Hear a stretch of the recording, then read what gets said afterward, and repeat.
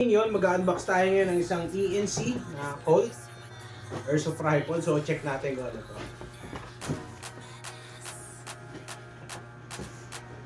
Grabe ang bigat.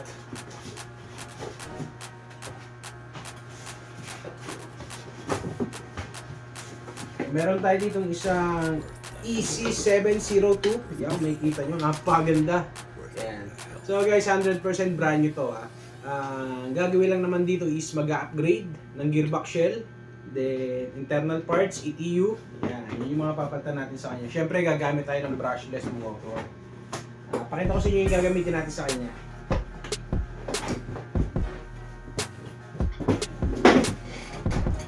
Yan guys, magpapalit tayo ng yan, cylinder set, piston head, nozzle. Gagamit tayo ng S-Long upgrade kit.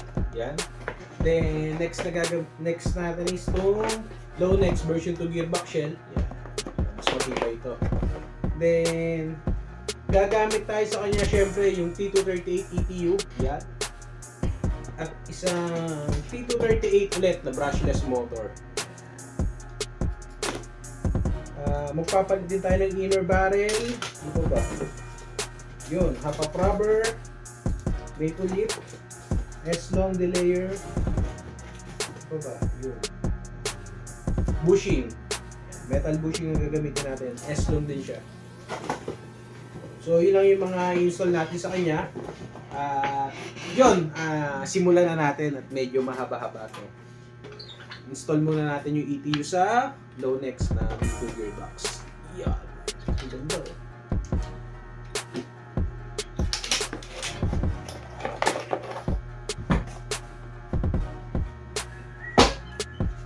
Oh.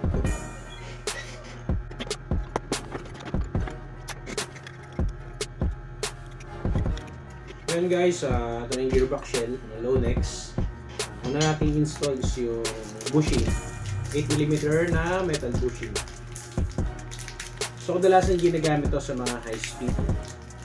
Kasi hindi katulad ng bearing, may chance na mabasag ang bearing.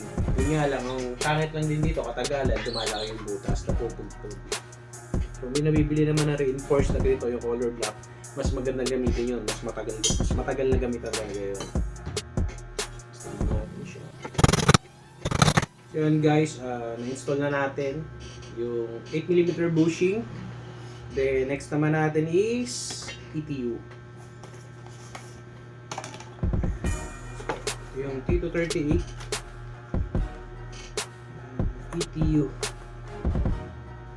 Ito yung madalas natin ginagamit.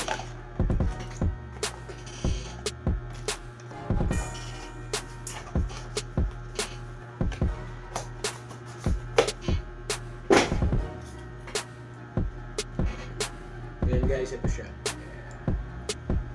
So, plug and play na to sa mga airsoft rifle nyo. Lalo sa mga B2 gearbox. Meron naman, alam ko meron itong available na pang B3 para sa mga AK. Tanggalin lang natin itong dalawang wire na to kasi sa gel blaster to. Pinaka contact sa magazine para mag-reload.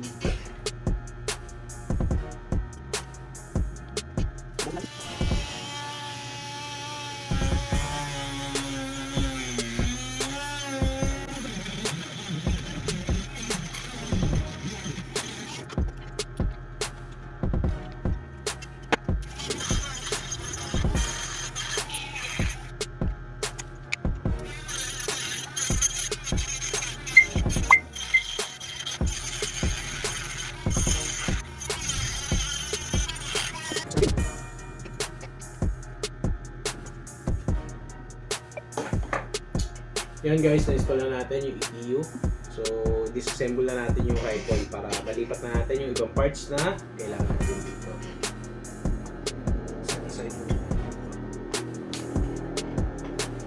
Shit! Bigat!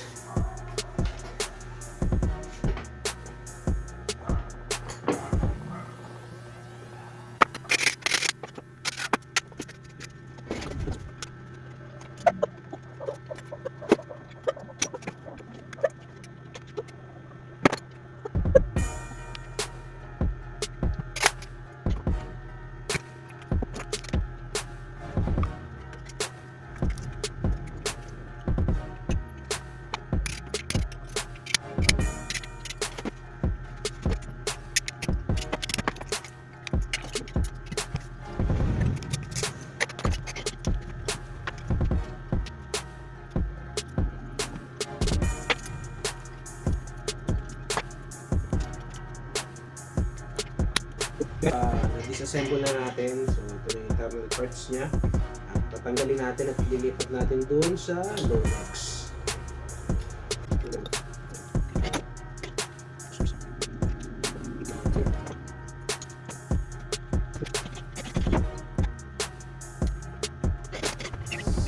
Yun, set up na natin.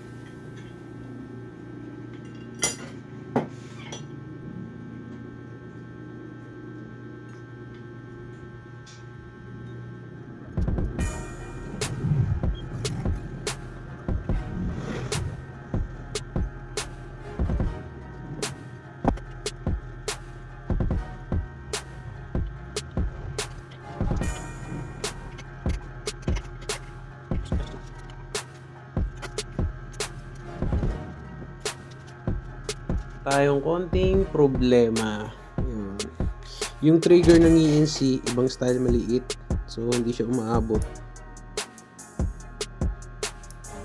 Hindi niya tinatamaan yung pinaka-switch. Sure, yun. Nag-modify na ako ng trigger. Gumamit ako ng trigger ng GNG. Then, bitin pa rin siya kaya ginawa ko ng paraan. Yan. Nilagyan ko ng additional na ano dito sa gilid. Yan. Para maabot niya yung switch. Ayan, okay na. Guys, good evening. Yon, update lang tayo dito sa ginagawa natin. So, ito na yung Lonex gearbox shell. Installed na rin yung T238 na ETU. Then, naka-install na rin yung T238 na brushless motor. So, test-pair na natin. Nagkaroon lang tayo ng konti problema sa trigger pero nagawa na rin naman natin ng parang kagad. Yun, tumunog na. Lagyan natin semi. Cool.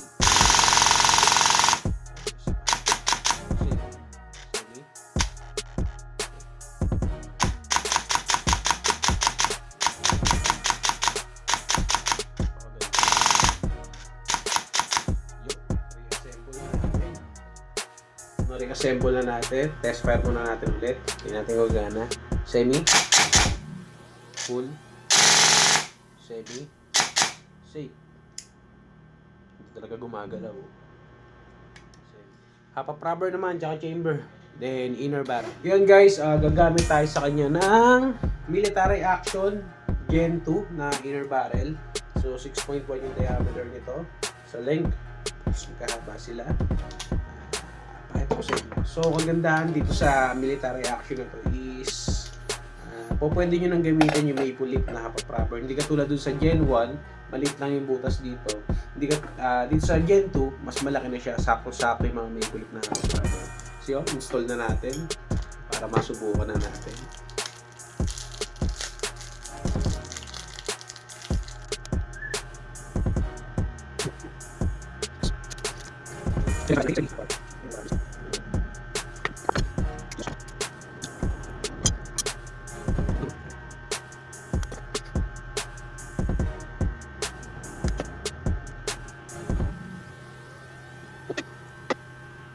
Guys, good morning. Yun, update lang tayo. Natapos na natin gawin itong EC702 na ginagawa natin. Napalitan na natin siya ng gearbox shell. So, gumamit tayo ng Lonex B2 na gearbox. Gumamit tayo sa kanya ng brushless motor, yung T238. Siyempre, T238 na ETU rin. Ayan. Then, S-Long upgrade kit. Cylinder, piston head, cylinder head, nozzle. Yun yung mga na-install natin sa kanya. Sa gears, stock gears pa lang yun nandito kasi wala pang plan naman si Ono nagtaas ng FPS. Pero soon, malay natin pag nagtaas pa ng FPS. Kaya kailanganin natin yung mas matibay na gears sa kanya. So yun, 100% okay na siya. Pwede na ulit pick upin. So bukas, tingnan na lang natin yung accuracy niya kasi nag-install tayo sa kanya ng Military Action inner barrel tsaka ng maple leaf half rubber. So tignan natin kung gano'ng kaganda yung accuracy nito bukas. So yun lang, then after nun, pwede na kunin. So yun lang sir, maraming salamat po. At sa mga gusto po magpa-repair, magpa-upgrade, yun, message lang kayo sa page ng Computer Airsoft Zone 2. Yan, send nyo lang yung pictures at video ng mga airsoft unit na gusto nyo ipagawa at pag-usapan po natin. So yun lang po muna sa ngayon, maraming salamat.